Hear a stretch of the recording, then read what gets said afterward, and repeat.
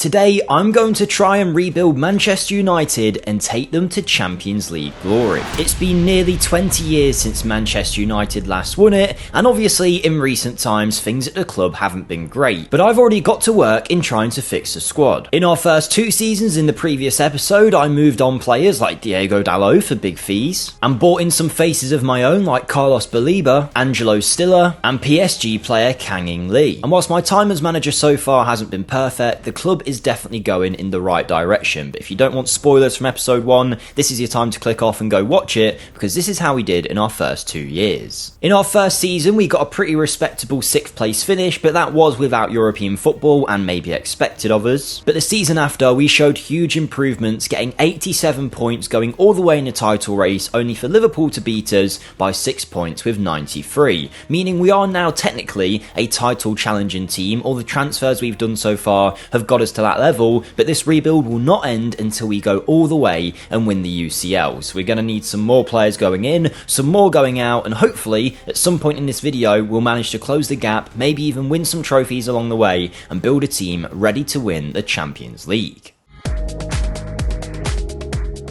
And this transfer window, I've definitely tried to make that happen. With plenty of outgoings and incomings too, it's time to get into the transfers. The first transfer I made was moving on Aidan Heaven, but not permanently, only on a loan deal to Bournemouth, a team in the Premier League. He is already starting to become a Premier League level centre-back, and this will be a big test for him. And it's a very similar story as well for Chido Obi Martin, who has gone to Brighton on loan for the season, and at this point, age 19, is more than ready to play in the Prem, so this will be a huge step for him, and if he does well there, I think he's ready to play for us. And we complete our loan deals finally with Kang In-lee, a player that I signed myself in season 1. I've tried to do as many sensible transfers as possible whilst being United manager, but after a good first year, the second year he wasn't really playing as much, so I figured let's let him get some football, playing at a high level club in Atalanta, and my hope is whilst he's over there he can find his feet, and when we eventually move him on afterwards, we'll get most of our money back. But those were only the players that I loaned out. When it comes to permanent sales, we had 3. The first of those was a youngster leaving the club, Amir Ibragimov, who is a young 19-year-old player that came through our academy. I never saw him breaking into the first team, but he is still a decent quality player and was attracting interest. In the end, it was Everton who took him off our hands for 5.75 million with a future sell-on clause as well. It's a no-brainer really. We get some money in, we get some money if he ever becomes something good, and there's also a buyback clause in there as well if we want to bring him back to the club one day. Having loaned him out last season and Højlund and Sesko doing well as our 2 striking options, it was time to move Xerxes on, and he has gone to Al Attifaq. There wasn't that much interest in him, but the Saudi Arabian side coughed up 14 million quid, which at least nets United back quite a bit of the money they initially spent on him. Yes, it's still not the best transfer in their history, but certainly not one of the worst, and I thought he wasn't really going to play for us, so let's sell him now before his contract runs out and he's not worth anything. But arguably the most important player to leave and the final sale of this window was Luke Shaw, a player that has obviously had his injury issues at United and was running into the later years of his contract. In fact, he had 1 year left at the age of 32, and I didn't feel like it was worth renewing him. I had another target that I wanted to buy for left back,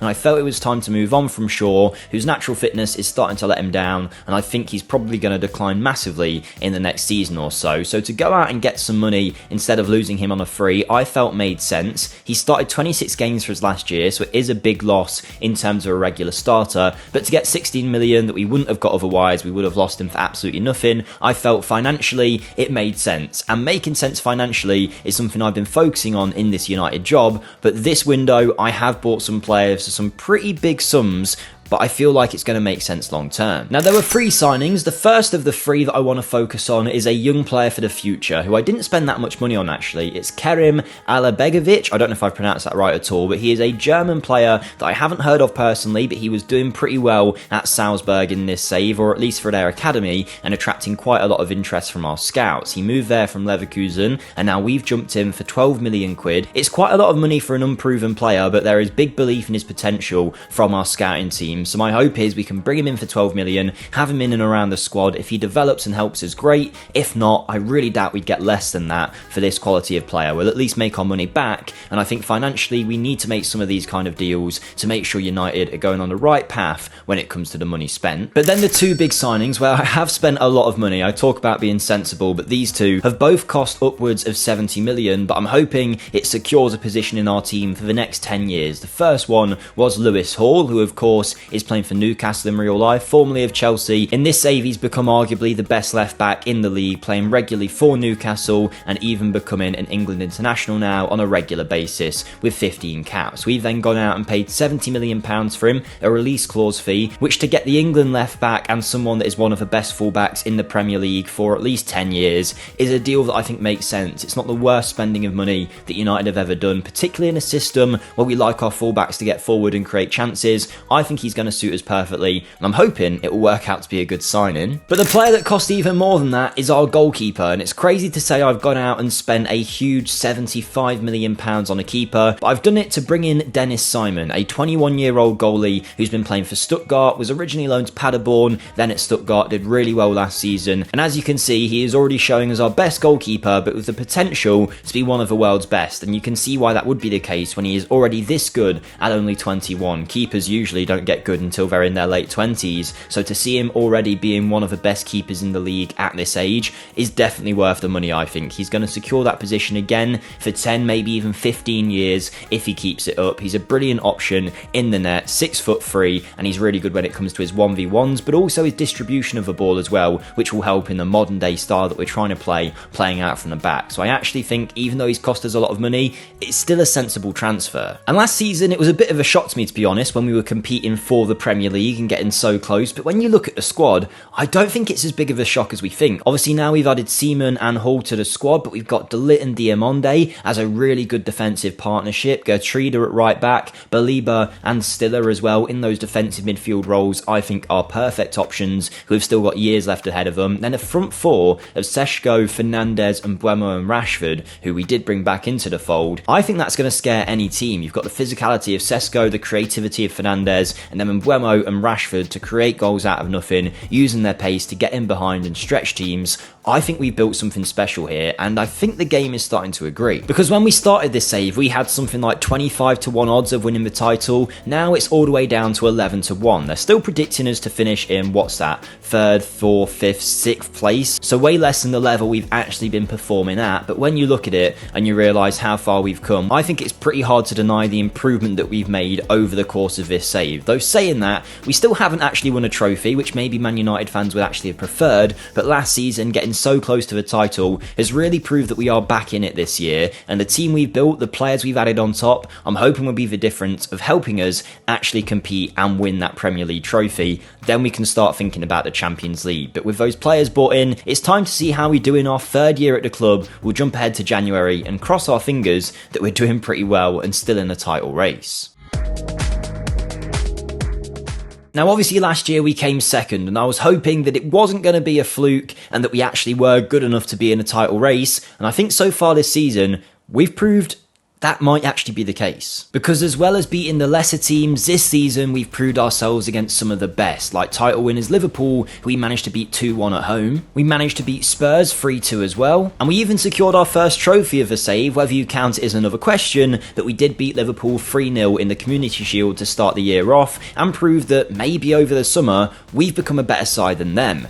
But there's one problem. We might be better than Liverpool right now, but there's another club breathing right down our necks. And we don't have to look far to find them. It is our rivals in Manchester, Manchester City, who have managed to beat us 4-0 already this year. And it seems if anyone's going to stop us winning our first league title in a number of years, it's going to be them. Because currently, with 20 matches played and in the middle of January, we are sitting on 40 points. 2 less than Man City, but with a game in hand, you can arguably say they've got 5 more points than us, assuming they'll win that match. We have only lost a few games this year, but we've drawn a few too many for my liking, but we're certainly in the race. I mean, Bournemouth are there at the minute. I don't think they'll be there long term. The same goes for Villa and Brentford. Tottenham maybe so, but we are doing better than a lot of the teams that you'd expect to be up there with us, especially Liverpool sitting all the way in 9th and not having the best of years. But we are closing in on City, and whilst normally I go and now show you our January transfers, I'm not going to do anything. I feel like the club is at a good level right now. We don't need to spend money for the sake of it, and fingers crossed if we can keep the harmony of the squad the way it is right now and just pick up a few more matches from those draws, we can be saying we are champions by the end of the year. But with City doing so well, it's definitely not going to be easy. And with us doing well in January and being so close last year to the title, I might have got a little bit ahead of myself in how good this team was.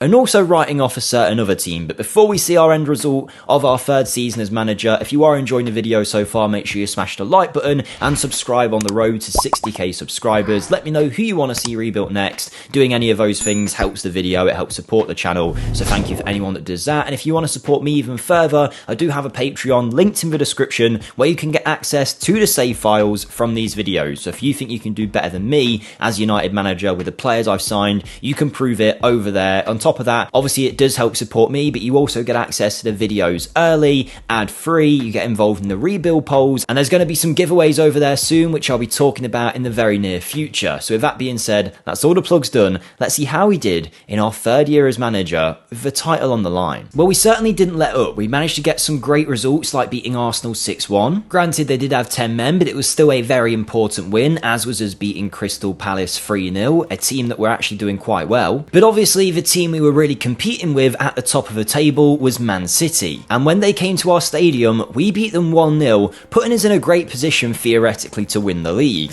Except there's one team I haven't spoken about that were having some kind of resurgence. Because a team that I wrote off in Liverpool managed to beat us at Anfield 3-0. Now they were doing pretty poor when we looked in January, and a loss at Anfield can happen. But it wasn't just that win Liverpool got, they were basically winning every single match available to them. And come the end of the year, they had risen all the way until second place, joint on points with Man City, who eventually did win the title, and we fell away into fourth place. Still only 5 points off the eventual winners, mind you, but it just shows you can never write teams like that off. And it was that loss against Liverpool that I showed you that kind of threw the wheels off of our title push. We lost a few more games around them to some pretty weak sides, and it hurt us massively in the end. But if you remember, the aim of this save is to win the Champions League, and this year it was our first time playing in it.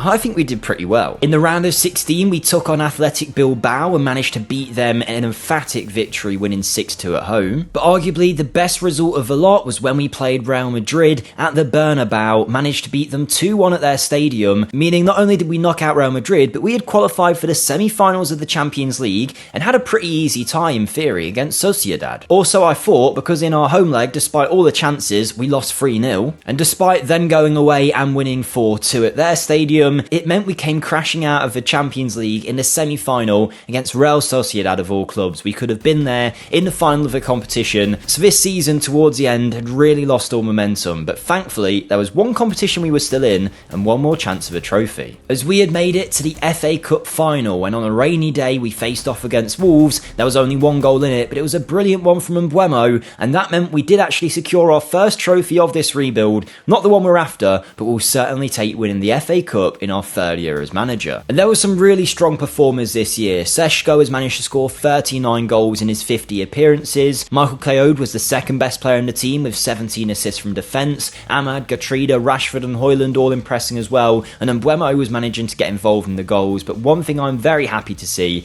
is Aidan Heaven playing 32 games for Bournemouth and doing well on loan, and Chido Martin starting regularly up front for Brighton and scoring 13 Premier League goals, showing he does still have it in his locker. Bruno also getting the goals and the assists whilst not playing as well. So winning a trophy, a Champions League semi, Champions League football again, and being in some kind of title race all sounds pretty good for United. But financially, the club has fell off a cliff, because the board has suddenly cut our wage budget, meaning we're now £1.55 million a week over our current budget that we're expected to have, and due to that they're only giving us 30 grand to spend in the transfer window, and we've got that negative £1.5 million wage budget. Now, I don't know where it came from, I don't know what's gone on there and the reason why it suddenly jumped up, but before that our wages and the budgets were looking okay. There's been a lot of rumours of a takeover as well in this save, so I don't know if that's played out, but in this next transfer window I'm working with absolutely nothing, and we clearly need to improve the team to get over the lines in the big competition. So I'm probably going to have to sell a lot of players on to try and balance the books financially before we can do anything drastic in terms of improving the team. So this is going to be a real test, but hopefully we can come out the other side in the next transfer window. And despite all of our efforts to be sensible in the transfer window so far and trying to sell as many players as we can and lowering the wage bill, it's obviously not been enough, because this year, with the financial challenges we were in, I was really pushed in the transfer market to even sign a single player. We did get one, but we had to sell a lot of players to make it happen. The first player heading out the door was Rasmus Højlund, who has been our backup striker to Šeško for many a year in this save, but last season wasn't as impressive, and with Chido Obi Martin ready for a first team space and being a player that we've developed in the academy for a while, I felt it was time to move Højlund on to open up that opportunity for him. So he's gone to Newcastle, but there is a permanent mandatory fee for him to join them at the end of that deal. I could be wrong, but I think it's sitting at about £20 million or so that'll be some good money for us down the line. We also had one of our youth players poached from us from Arsenal, but if there's ever a time to do it, it's when we need some cash, and they gave us £5 million, I think it was. Yeah, 5.5 million for a guy called Glensworth Gustave, who I hope we could have kept purely for his name, but the young defender has moved on and made us a bit more money. Whilst Obi Martin and Heaven have done pretty well on loan and earned themselves first team spaces, Diego Leon hasn't quite done that. He's become a good player, but he's never going to be what he wants to be, which is a squad player here at United. At left back, we've got Hall, and of course we have Dorgu as well, so I've sold Diego Leon on after a season out on loan at Olympia to Everton, where we've ended up getting £11 million, which is not a bad fee at all for a player I never really intended on using, so that added more money to the transfer pot. Sen Lammens has also moved on. The reason being is we have Seaman in goal, but Onana is now going to be our backup keeper in a United shirt because no one wanted him, but people did want Lammens, so I thought, you know what, let's move Lammens on, get the cash in, 12 million quid, make most of our money back for a keeper that was our first choice for 2 years and did pretty well when called upon, but now we've moved on, it's time to move him on as well, and he goes to a good club in Dortmund. We also continued to raise funds by selling on young players. Valentin Carboni was the next one. The young Argentinian international was someone that we signed for absolutely nothing 2 seasons ago, played him 5 times in his whole career, and now have moved him on for 29 million quid to Saudi Arabian side Al Fateh, getting his wages off the books, getting us money for a guy we never spent money on, and that was maybe the biggest deal of a lot in terms of helping us financially. But a sale that wasn't pure profit but definitely helped us out is Kang In Lee, the South Korean international who wasn't just good for us on the pitch but was good for us merchandise wise because he was a South Korean star. It attracted a lot of merchandise sales at the club, but we have moved him on. He spent last season out on loan at Atalanta, didn't really play, so when Tottenham came in with a £50 million bid, £10 million more than we actually paid for him initially, it was pretty impossible to turn it down. Like it says here, he is one of world football's global superstars because of the fact he's so popular over in the Asian nations, but he is a good player, but I'm never going to reject 50 million quid for him, so he moves on, and all of that money combined has meant we've had enough to sign a single player, but he is a superstar. Before I show you who though, the last time I'll ask you, if you're still with us, make sure you smash the like button and comment down below Kang In Lee so I know that you've made it this far. I'm trying to do 2 seasons per episode, so if we don't win the UCL this year, there will be a third part, so make sure you subscribe so you don't miss it, and let's see who we brought in. And for me, this is the superstar name that we needed. I think on the left wing, Rashford was more than good enough, but to be able to sign Kvaratskhelia from PSG, I felt made total sense. Now, he is on higher wages than most players I've been signing recently, but because he is a superstar, we have had to pay those superstar wages. Now, in terms of the money we got him for, I think it's pretty good. He was transfer listed at PSG for 55 million. Bear in mind that's £5 million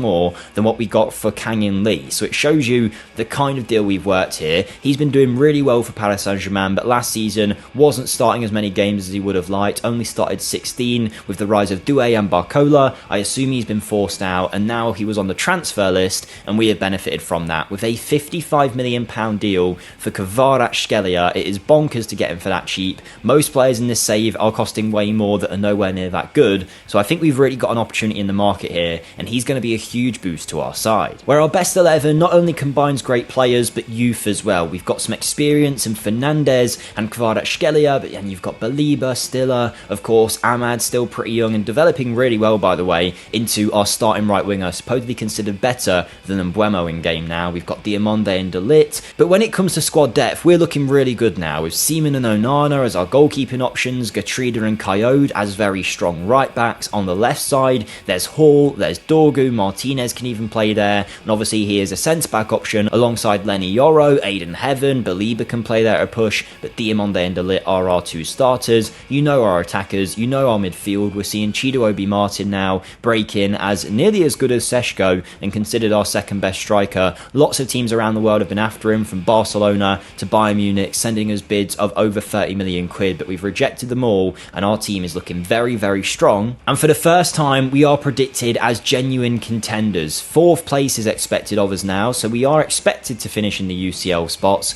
but 10-1 odds mean they really are considering us as a team able to win that league title, and I'm really hoping this year will be our year. Again, we'll jump forward to January, see how we're getting on, and then go from there, but hopefully this could be the season where we secure that Prem title and push on in the Champions League too.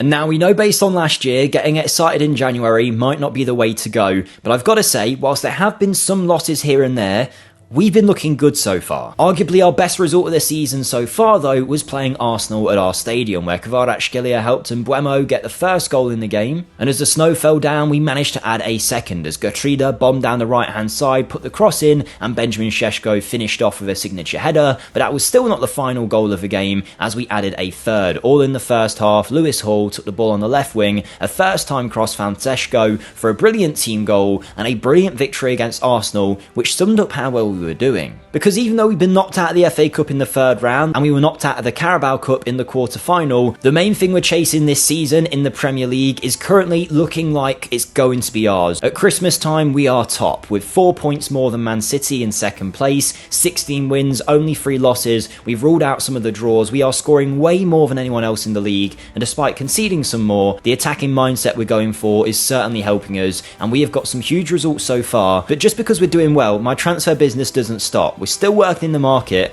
and a lot of it is still trying to fix the financial issues at the club. And for that reason, we have moved another player on that I'm considering purely as a signing made for profit. Kerim Alibegovic was a guy that you signers saw right at the start of this video in Season 3. Since then, he appeared for us 7 times in the league, scored 2, assisted 1. This season, hasn't appeared at all, got upset, so we looked for a move for him, and now we've moved him to Saudi for 29 million, which is a huge profit, over double what we initially paid on him, without really developing his talent all that much. He is a good young player, but was never going to be United quality. So again, I think we've done a great job here financially in helping the club. And I'm trying to keep that ball rolling with a carousel of young players coming in that we can develop and either use or sell on for profit. So I have signed Alejandro Napolitano, which is a great name for a midfielder, an Argentinian that we have signed from River Plate for 11.5 mil and loaned him back there to hopefully continue his development. He's not necessarily a starter for them just yet, but is already filling out nicely as a young midfield option. The game considers him to have a lot of potential, and maybe he'll be in a team that eventually wins the UCL for us. So whilst we have added him to our club, he's not going to help our team this year, and I'm focusing on the players we've got, trying to get the best out of them in the hopes this year they can finally get over the line, but only time will tell if this team is good enough to go and win the Prem.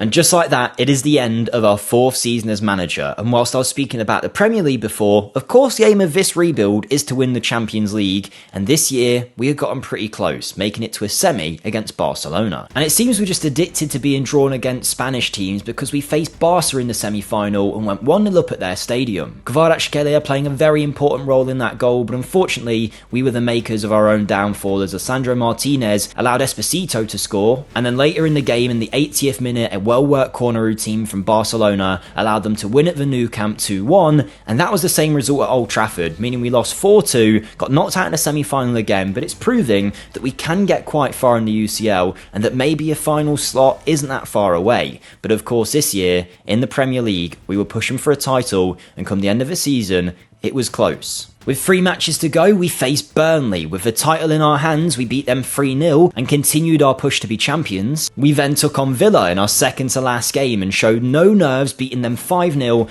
dominating as you can see in the statistics, showing just how strong we've become. But then there was one final match. It was Brighton, and if we could win that, the title would be ours. And it was a nervy game, especially when after only 8 minutes Igor scored for them, but we managed to fight back in that first half. A great mazy run from Rashford allowed him to equalise, and before the first half closed out, Lewis Hall found Kvaratskhelia, who was one of our best players this year, allowing Fernandes to score and make it 2-1, and from there we continued to pile on the pressure. Right after the half-time whistle, Lewis Hall made it into the area and managed to play it across to get us another goal, and a Brighton mistake playing out of defence allowed Šeško to find Kvaratskhelia, who found his man, took it past him, and scored a brilliant goal to help us get the win 4-2 in the end, and that meant we were now champions of the Premier League. So we had finally done it. We had made Manchester United the best team in the nation again, winning the league by only 3 points to Arsenal, and Spurs pretty close as well, 4 points behind. We had smashed them all on goal difference though, so even if we didn't win that last game, we should have been okay realistically. Liverpool, Chelsea, Newcastle really not having their best seasons, City as well, significantly further away from the title than we were. But we have won it, we are now champions, and it means in this rebuild, the next step is to go and win that Champions League, which will be the next aim in the next episode of the series. But let's take a look at some of these performances where Benjamin Šeško has been unreal, less goals than before, but he is sharing them out now with Bruno Fernandes scoring 25 and assisting 12. We've had Chido Obi-Martin score 9 in only 8 starts.